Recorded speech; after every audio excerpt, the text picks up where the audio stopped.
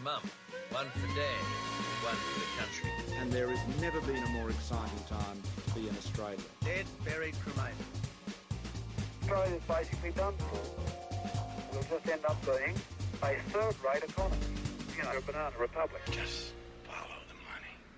G'day and welcome to the summer special season of Follow the Money. I'm Ebony Bennett, Deputy Director at the Australia Institute, and over the summer we're bringing you some of our best live sessions from Politics in the Pub earlier this year. One of the big goals of this podcast is to demystify the big economic issues in Australia and put them in plain English. Because, as you've heard on this podcast often, the use of Econobabble has become entrenched in Australian politics and in the media. Our chief economist, Richard Dennis, argues in his book Econobabble that the use of this nonsensical economic jargon is designed to keep the general public in the dark. But the Australian Financial Review's chief political correspondent, Laura Tingle, argues that it also gives the politicians a security blanket. This episode was recorded at the launch of Richard's book Econobabble in Canberra. We're really excited to have the link as well. Thanks very much. Look, thank you, Ebony, and thank you everyone for coming. I'm very excited. This is the Canberra launch of Econobabble, and it's certainly nice to be here in front of a home crowd. And thank you, Laura, for launching this. Laura and I were in Perth on the weekend, so she's heard most of my jokes, but you haven't. So, Laura, you'll just have to play along. Right. Thank you, Richard. Once upon a time, long ago, in yesteryear, as one of my colleagues always describes it, there was a time when economics, as opposed to the economy, didn't so dominate our political discussions. My sense is that it started with the oil shocks of the 1970s, the inflation that they generated, the disruption of the gold standard, and all the palaver that went with it.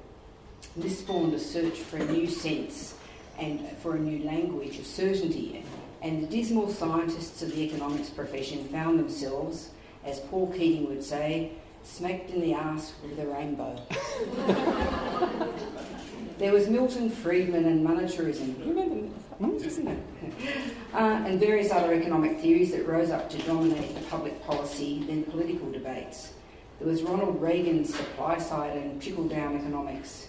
And right there were the first signs that the snake oil salesman had spotted an opportunity.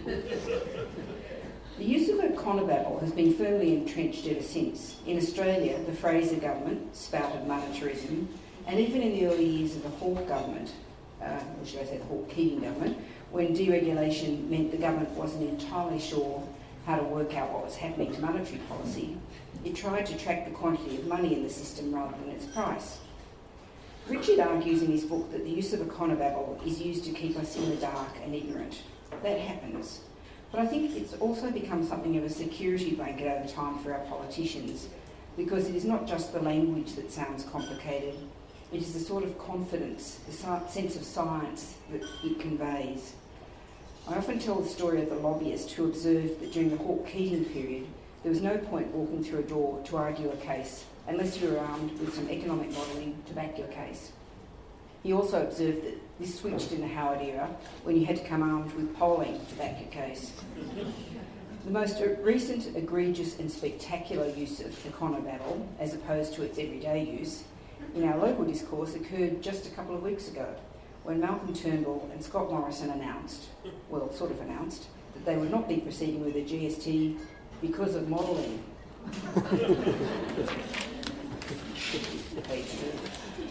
Of course, it wasn't really the modelling that was saying they shouldn't proceed, it was the inputs and the assumptions they put into the model and the question they asked it. But this sounds dangerously as if I'm veering into Econobabble myself. The point here is that saying that modelling showed that a tax mix switch wouldn't produce a huge increase in efficiency gave their decision an air of scientific certainty, when in fact the bottom line was that they didn't think they could carry the politics of a tax mix switch or carry the states. It's not just Econobabble that is a weapon of our political discourse. Richard and I, as he mentioned, were in Perth together over the weekend, and one of the panels we did was shared with Peter Doherty, who is a Nobel laureate, as many of you would know. I digress to say that he introduced himself and said, "I don't know why I'm on this panel, I don't know anything." To which I replied, Peter, scientists obviously have a different concept of I don't know anything to journalists. Anyway, his book was called Knowledge Wars, which I thoroughly recommend. And he was really arguing a very similar case in a way to what Richard's arguing in Econobabble, which is he's talking about the language of science and the methodology of science so that people aren't frightened of it and they understand what's happening. It's terrific, actually. So he's talking particularly about how it's used in climate change. But if you think about it, it's not just Econobabble, it's not just scientific babble. It's about, there's management jargon, which we all love in the public service in particular, and at Fairfax. And there's polling jargon. It all is about trying to make basic gut instinct decisions sound like science. The real point is that Econobabble is most regularly used for arguments about the size and role of government, masquerading as something else. And while politicians deploy it in their ideological battles, they can, as often, get trapped and enslaved by it themselves. Think of how Paul Keating got entrapped with his focus on the balance of payments, how he found himself in a position where he had to talk about the monthly movements in the balance of payments and why both interest rates and the budget were set to address it. The idea that you could target the balance of payments by interest rates and the budget balance became entrenched, and Keating and the rest of us became trapped by the tar baby.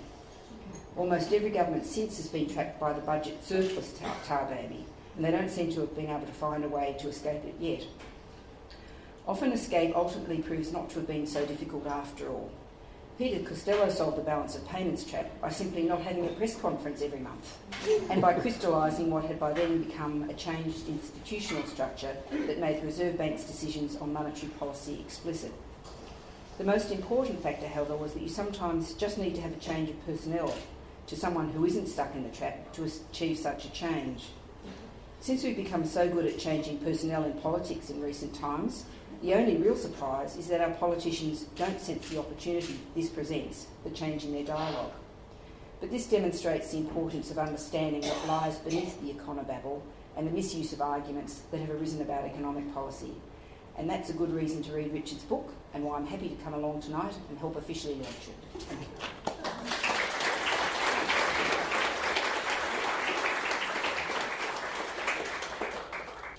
Again, thank you, Laura. Much appreciated.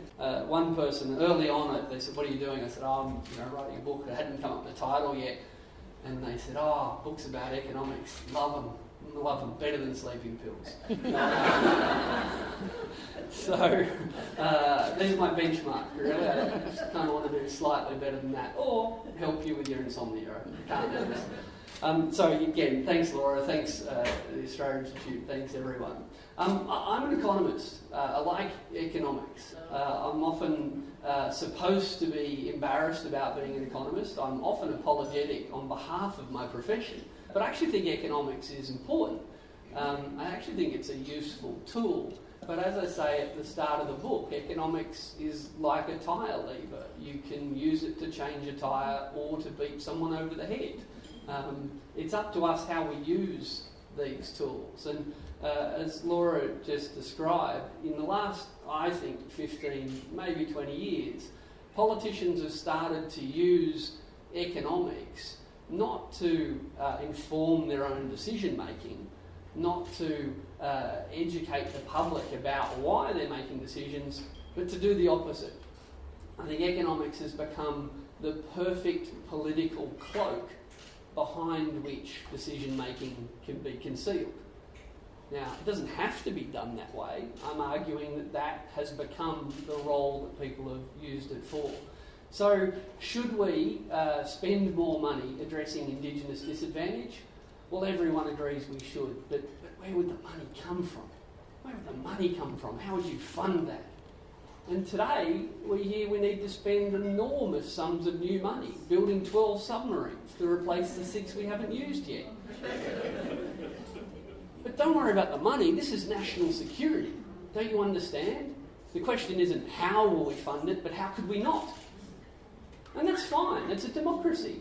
We have to make decisions. We have to allocate scarce resources. Choices need to be made. But rather than using economics to highlight that to people, rather than using economics to design tools and policies that might be better or worse, and then float them in the democratic debate and say, well, here's one way we could fix it, what do you think? Instead of helping to identify options, helping to identify trade-offs, and helping to identify policy options, economics is being used, I would suggest, as the central tool in saying there is no alternative. There is no alternative. If we don't cut taxes today, we will wind up like Greece, who has a 23% GST, by the way. Hasn't saved them. So scary stories about economics are now used to say to people, there is no choice. And of course there's a choice. And as economists can argue amongst themselves over better and worse choice. And then in our democracy, of course other people are going to say, well, that's all very well and good, but, I want to do it differently anyway. That's fine. But to pretend that Australia, one of the richest countries in the world, living at the richest point in world history, doesn't have choices is simply ridiculous. And ironically, after so many scare stories and so much Econobabble, the politicians themselves now complain, I can't get the public to come with me on my reform journey. Well, because they bore the shit out of people. They can't bring themselves to identify a problem, admit there are options, admit there's no certainty, and ask people which of the hard choices they'd like to make. That's hard work. That's politics. That's bringing people with you. It takes time. It takes persuasive power. And instead, they just want to wave around an economic modelling report that says, if you don't do this, then we'll have a budget emergency. If we don't do this, we'll wind up like Greece. So I think it's not the only reason, I'm not suggesting that for a minute, but I think that the Econobabble, which has been so effective at keeping people out of debates, has now actually so succeeded that it's destroyed the debate.